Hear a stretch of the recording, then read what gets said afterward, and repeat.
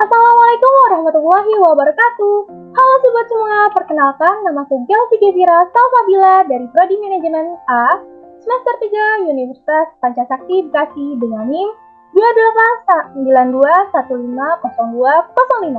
Pada video yang kali ini, aku akan memaparkan sebuah materi perkuliahan untuk memenuhi tugas ujian akhir semester 3 untuk mata kuliah pengantar ekonomi makro dengan tema memberikan pendapat terkait perekonomian pada tahun 2023 yang diajarkan oleh dosen pengampu yakni Ibu Cynthia Nisa RP, SPD MPDE. So, I hope kalian semua menyimak baik-baik ya videonya, sobat keren. Selanjutnya, berikutnya adalah pertanyaannya. Bagaimana pendapatku terkait berita yang sedang beredar? Yang mengatakan bahwa akan terancamnya perekonomian dunia, khususnya Indonesia pada tahun 2023. Jelaskan apa yang harus dilakukan pemerintah dan sikap apa yang akan kamu lakukan sebagai rakyat Indonesia. Selanjutnya adalah pendapatku terkait dengan kejadian perekonomian di tahun 2023. Berdasarkan berita yang terberedar, bahwasannya pada tahun 2023 akan terjadi resesi ekonomi dunia yang cukup untuk membuat sistem perekonomian menjadi terganggu. Tentunya, hal tersebut bisa menjadi alasan kehancuran dunia perekonomian, khususnya Indonesia, yang dimana sistem perekonomian hanya dikuasai oleh orang-orang yang memiliki uang saja. Hal tersebut sangat besar kemungkinan terjadi apabila dari pihak pemerintah tidak melakukan tindakan yang bisa mencegah ataupun mengatasi resesi. Selain itu, prediksi bencana alam yang diperkirakan cukup banyak terjadi pada tahun 2023 tentunya semakin membuat perekonomian semakin meringis. Dan juga berita yang cukup banyak tersebar terkait dengan gelombang baru COVID-19 yang makin membuat masyarakat semakin khawatir. Bukan hanya masalah ekonomi tetapi juga terkait dengan masalah kesehatan.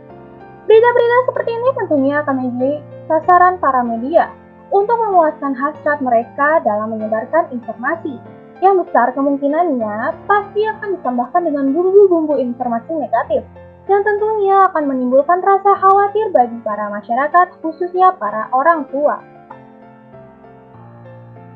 Selanjutnya adalah kritik ke saranku untuk pemerintah. Menurut saya, langkah penting yang harus dilakukan oleh pemerintah adalah bagaimana cara untuk mengatasi gangguan ekonomi pada tahun 2023. Karena semua permasalahan yang terjadi semuanya berakar pada ekonomi. Pemerintah tentunya harus pandai-pandai mengelola perekonomian negara dari sekarang, agar tidak kaget ketika masa gangguan tersebut tiba. Dan juga seharusnya pemerintah juga harus mengelola persebaran berita yang ada, agar tidak menciptakan kepanikan berlebihan dari masyarakat, karena maraknya berita yang dicampur hoaks oleh para media massa. Selain itu, pemerintah juga seharusnya bisa bekerja sama dengan para pembisnis makro maupun mikro, agar bisa menciptakan lapangan kerja yang lebih banyak lagi bagi para masyarakat yang membutuhkan untuk mencegah terjadinya maraknya para pengangguran. Di samping pemerintah yang mungkin bisa untuk menciptakan lebih banyak lagi posko-posko penanggulangan bencana alam, agar para masyarakat bersiap siaga jika nantinya terjadi hal-hal yang tidak diinginkan. Tentunya kampanye tersebut harus dilakukan dengan baik, agar masyarakat pun mau mengikutinya. Lalu terkait dengan gelombang COVID-19, pemerintah mungkin bisa melakukan warning terkait dengan persiapan menghadapi COVID-19, tanpa harus menimbulkan rasa panik dan juga rasa takut kepada masyarakat. Karena jika memang terjadi COVID-19 lagi, mau tidak mau kita semua harus menghadapinya, meskipun berat. Setidaknya pemerintah bisa belajar dari pengalaman pada tahun-tahun sebelumnya dan bisa melakukan yang terbaik ke depannya. Semua permasalahan yang terjadi tentunya membuat masyarakat hanya bisa menggantungkan kepercayaan kepada pemerintah. Dan saya harap pemerintah mampu melakukan yang terbaik dan menjalankan amanah dengan sebaik-baiknya. Lalu, apa yang harus saya lakukan sebagai rakyat? Sebagai warga negara, yang bisa saya lakukan ketika masa itu tiba, yang pasti saya harus pintar-pintar mengelola pengeluaran dengan baik. Untuk fokus pada kebutuhan dibandingkan dengan keinginan yang bisa dilakukan kapan saja.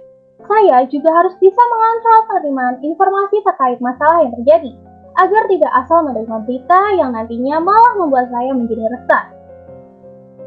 Dan tentunya saya pribadi tidak akan melakukan persebaran berita yang belum pasti kepada orang-orang sekitar saya.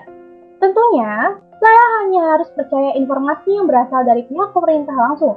Karena menurut saya hal itu yang seharusnya bisa saya percayai, dengan harapan pemerintah mampu memberikan solusi yang baik dan benar. Selain itu, mungkin saya juga bisa menjadi pelaku UMKM yang kemungkinan bisa membantu pemerintah dalam masalah perekonomian bagi orang-orang di sekitar saya yang sekiranya membutuhkan lapangan pekerjaan. Saya juga harus belajar bagaimana cara menghadapi bencana alam dan COVID-19. Jika memang nantinya akan terjadi, setidaknya saya sudah mempunyai mental dan fisik yang baik ketika menghadapinya. Semuanya menurut saya perlu dihadapi dengan sikap yang tenang dan berusaha mengontrol rasa panik dan juga ketakutan belaka. Tentunya semua itu tidak bisa dihadapi dengan mudah, tetapi saya tetap harus yakin jika kita bisa menghadapinya jika memang itu semua terjadi.